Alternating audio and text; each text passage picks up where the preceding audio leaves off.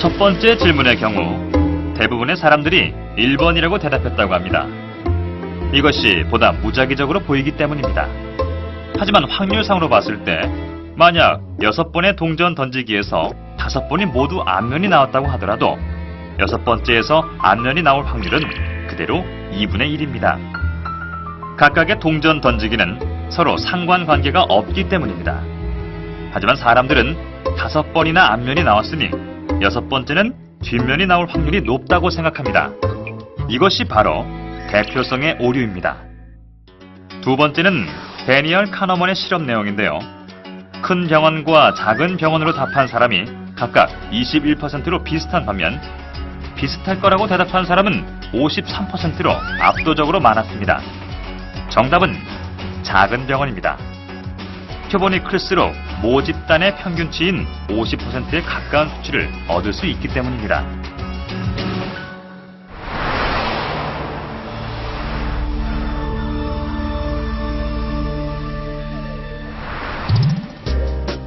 나무만 보지 말고 숲을 보라. 우리가 흔히 사용하는 말인데요. 증시에 관심 있는 사람이라면 하나의 격언처럼 들을 수 있던 말입니다. 오늘 다룰 대표성 오류에도 이 말은 아주 적절한 조언으로 사용할 수 있겠습니다. 어떤 사람이 넥타이를 메고 말쑥한 차림으로 여러분 앞에 있다고 생각해 봅시다. 그 사람은 변호사일까요? 아니면 엔지니어일까요? 사실 변호사보다 엔지니어가 수적으로 훨씬 많지만 우리는 일반적으로 변호사라고 추측합니다. 우리는 가죽 바지에 근육질의 남자를 평범한 샐러리맨으로 보기 어렵고 내성적이고 수줍음 많은 개그맨 또한 생각하기 어렵습니다. 이러한 것이 모두 우리 뇌가 정보를 처리하는 과정에서 일어나는 오류라고 할 수 있습니다. 우리 뇌는 복잡한 정보 분석을 단순화시켜 처리하려는 경향이 있다고 합니다. 따라서 정보를 완전히 이해하지 않은 상태에서도 신속하게 답을 추정해내는 겁니다. 그럼 대표성 오류는 무엇인지, 또 대표성 오류에는 어떤 것들이 있는지 알아보도록 하겠습니다. 대표성 오류는요, 통계를 제대로 이해하지 못하기 때문에 생기는 오류라고 할 수 있습니다. 예를 들면 대표성 오류라는 말 자체는 속성 대체에서 많이 사용이 되는 말인데요. 우리가 A라는 큰 사건을 이해하려고 하는데 그 A의 일부분인 어떤 X라는 것만 보고 이 X는 A를 대표하는 거야 이렇게 생각을 하는 것이 대표성 오류입니다. 예를 들면 뭐 겉모습만 보고 저 사람은 양복을 입었으니까 어떤 특정한 직업을 하는 사람일 것이다 라고 생각을 하는 것도 대표성 오류라고 볼 수가 있겠고요. 또 대표성 오류에는 소수의 법칙, 신의 손 오류, 도박사의 오류와 같은 개념들이 있는데 그것도 사실은 기본적으로 통계를 제대로 이해하지 못해서 오는 오류입니다. 그 소수의 법칙이라는 것은 사람들이 대표적으로 알고 있는 통계가 아주 적은 수의 샘플에도 적용이 되어야 한다라고 믿는 경향입니다. 예를 들어서 동전을 던졌을 때 앞면이 나올 확률이 50%다라는 것을 알고 있는 사람들은 동전을 4번 던졌다 그러면 2번 정도는 앞면이 나올 것이다 라고 생각을 하는 것이죠. 그렇지만 동전을 던졌을 때 앞면이 나올 확률이 50%는 매번 던져서 50%고 만약에 정확하게 반 정도의 숫자만큼 앞면이 나오려면 동전을 뭐 한 10,000번 정도 던지면 한 5,000번 정도는 앞면이 나오겠는데도 사람들은 한 4번 정도 던져도 2번은 앞면이 나와야 된다라고 믿는 것이죠. 소수의 법칙이라고 하고요. 신의 손 오류라는 것은 긍정적인 사건이 연속적으로 일어날 것이다 라고 믿는 것입니다. 신의 손 오류는 농구에서 골을 넣은 선수가 골을 연속적으로 2번 넣은 선수가 3번째도 골을 넣을 것이고 4번째도 골을 넣을 것이다 라고 믿는 것인데 지금 왜 그러냐면 그 선수의 손이 그러니까 핫핸드라고 하는 그런 현상이다. 에 있다라고 믿는 것입니다. 그 다음에 도박사의 오류라는 것은요, 부정적인 사건이 나올 것이다. 긍정적인 사건이 어느 정도 지속되었으면 부정적인 사건이 나올 것이다라고 믿는 것인데, 재무설계에서 예를 들자면, 예를 들어서 주가가 5일 연속적으로 올랐다. 그러면 사람들은 이제는 내릴 때가 되었다라고 믿는 것이죠. 그 소수의 법칙이랑도 다 연결이 되는 것이, 주가가 오르는 일은 어쩌면 랜덤한 사건임에도 불구하고 사람들은 5일 연속으로 올랐으면 이제 내릴 때가 된 것처럼 그 샘플의 사이즈가 어느 정도 됐으면 이제 변동성이 그 내에서도 일어나야 되는 것처럼 생각을 하는 오류라고 할 수 있겠습니다. 사실 일상생활에서 대표성 오류는 크게 걱정할 만한 영향을 주지 않습니다. 하지만 경제적 선택이나 투자에 있어서는 보다 주의할 필요가 있을 것입니다. 잘못된 판단이 바로 재정적 손실로 이어질 수 있으니까요. 대표성 오류는 투자에 어떤 영향을 미칠까요?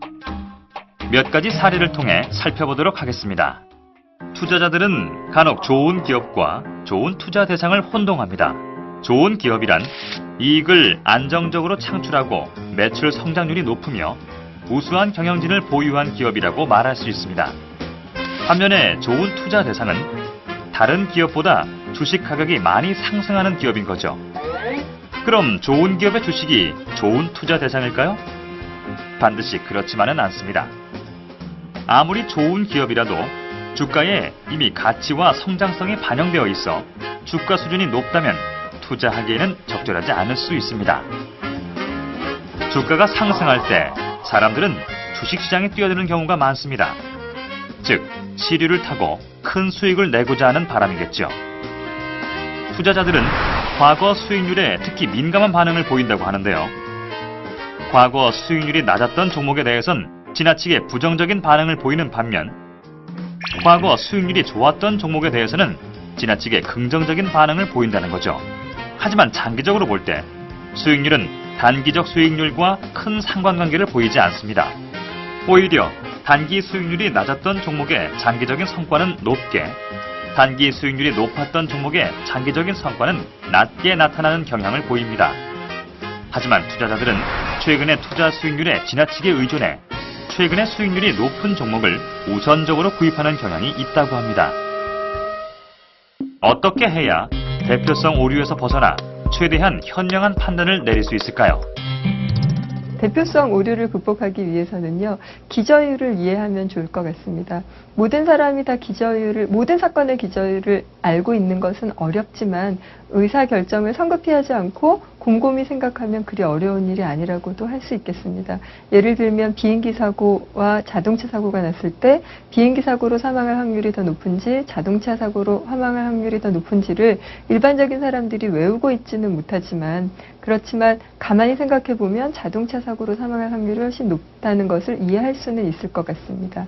그 다음에 두 번째 방법은 어떤 한 가지 정보나 눈에 띄는 정보, 특이한 정보에 너무 의존하지 말아야 합니다. 왜냐하면 그런 정보는 특이한 정보라든가 어떤 전문가의 정보라든가 편향된 정보가 기억이 되기는 쉽지만 그런 정보가 전체 사건을 대표하는 것은 아니기 때문에 그런 정보에 현혹되지 않도록 하는 것이 중요할 것 같습니다. 그 다음에 또 한 가지는 의사결정을 할 때 준거가 되는 틀, 그게 투자 기간이 됐건 정보를 제시하는 그 자료의 범위가 되었던 그 틀을 너무 좁게 가지지 않아야 합니다. 그 틀을 넓혀주는 것이 중요합니다. 예를 들어서 주가 상승이라든가 하락이 일주일 내에 변동성이 다 일어날 수 있으리라고 생각하는 것도 안 되고 한 달 정도면 충분하겠지라고 생각하는 것도 사실은 너무 짧을 수가 있기 때문에 그런 준거의 틀을 넓혀주는 것도 대표성 오류를 극복하는 데 좋은 방법이 될 수 있습니다. 제비 한 마리가 왔다고 여름이 온 건 아니다. 그렇습니다. 우리는 사건의 한 단면만을 보고 전체를 판단하려는 경우가 많습니다.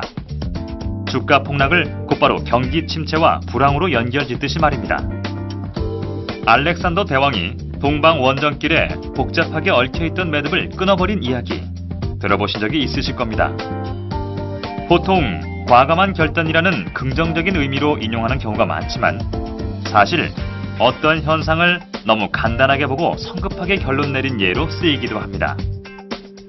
앞서도 말했지만 사실 일상생활에서 대표성 오류는 크게 문제되지 않습니다. 하지만 투자에 관한 내용이라면 달라지겠죠. 때문에 대표성의 오류를 극복하고 보다 현명하게 판단할 수 있는 방법 잘 기억해 두시는 것이 좋을 것 같습니다.